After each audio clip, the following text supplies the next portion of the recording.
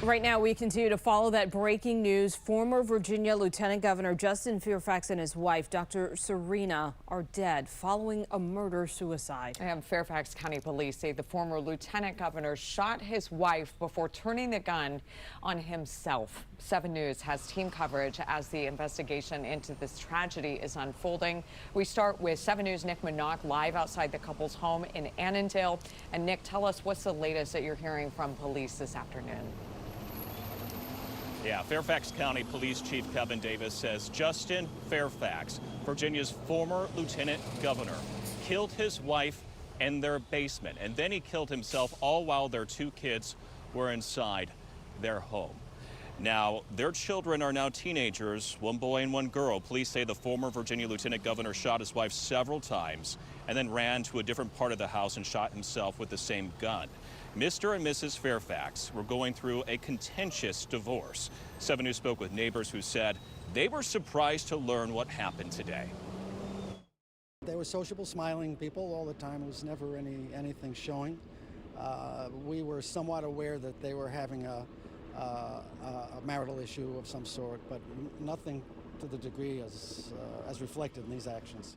Certainly this is a high-profile family. At one point in time, I think it's fair to say that Justin Fairfax, before he was lieutenant governor, while he served as lieutenant governor, and even afterwards, was a rising star politically, not just in Northern Virginia, but in Virginia. So it's high profile in nature, it's tragic in nature, certainly a fall from grace for a relatively high profile family that seemingly had a lot of things going in their favor. So tragic for the children to lose both parents.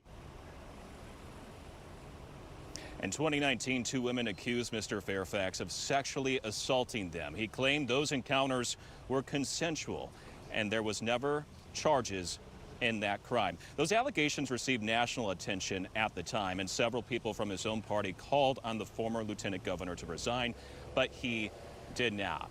Now, the former lieutenant governor served when Governor Ralph Northam was in office. He then ran for governor in 2021, but he lost in the Democratic primary that year, losing to former Virginia Governor Terry McAuliffe. Reporting live in Annandale, Nick Minock, 7 News. All right, Nick, thank you. And Cerina Fairfax was a dentist who had an office in Fairfax. 7 News spoke with someone who works in that area and who knew Dr. Fairfax for years. Kind of quiet, maybe to herself, but pleasant when we spoke in the passings, going to our car after work. And I work with her a few times on some incidents about the building, but it's unbelievable.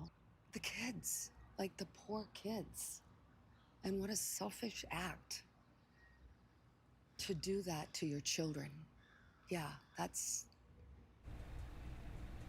yeah. Absolutely. A lot of focus on those children at this time. This murder-suicide is just the latest and the most high-profile case of domestic violence in Fairfax County. Joining us now to help shed some light on the ongoing issue is Keisha Koch. She is the Division Director of Fairfax County's Domestic and Sexual Violence Services Division. Thank you, Keisha, so much for jumping on and joining us here today. You know, in the DMV, we've largely seen crime numbers trend down in most categories, but I gotta say, the opposite can be said about domestic violence incidents when we look around the DMV. What's the story in Fairfax County? Are you seeing the numbers spike there as well? Thank you, Michelle. Thank you for inviting me. I will say that there has been higher incidents or higher profile incidents of domestic violence and domestic violence fatalities in Fairfax County. And as you mentioned, high profile. The majority of domestic violence cases do not receive this type of media attention.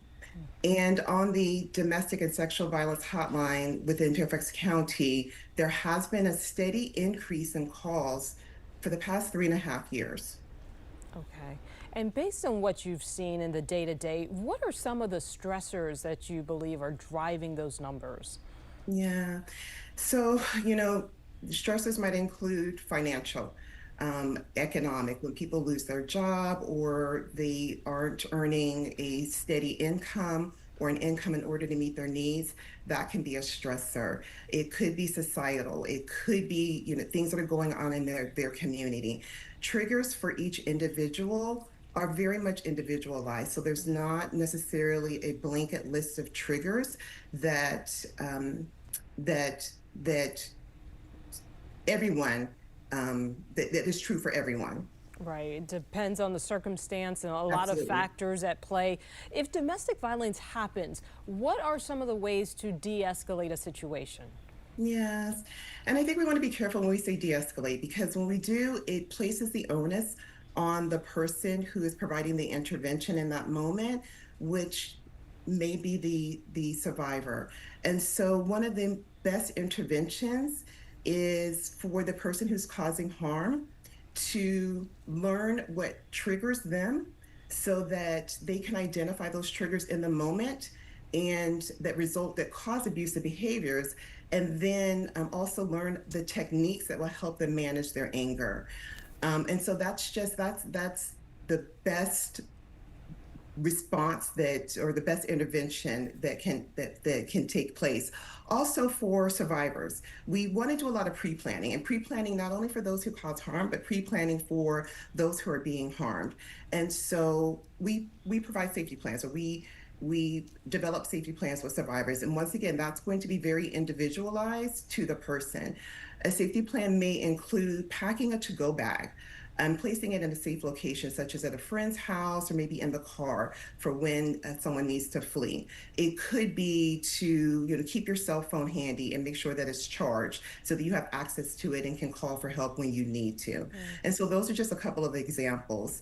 One of the things that the public can do is to connect with their local domestic and sexual violence service agency, Fairfax County Department of Family Services being one of them, because we can provide techniques for the general public how you might be able to mitigate abuse and maybe to help a person who is being harmed seek help. And that is very valuable. Thank you so much for joining us and sharing some of the resources that are available. Keisha Koch, thank you. Thank you. And again, if you need help, you can call the National Domestic Violence Hotline at 800-7233. You can also text the word START to 88788. The hotline is available 24/7. And if you're struggling with your mental health, you can call or text 988 to reach the Suicide and Crisis Lifeline. It's also available 24/7. Megan. Life-saving resources there, Michelle. Thank you. And stay with 7 News for any developments on this tragic breaking news story. Our team coverage continues coming up at 5 and 6 o'clock tonight, and you can find the latest information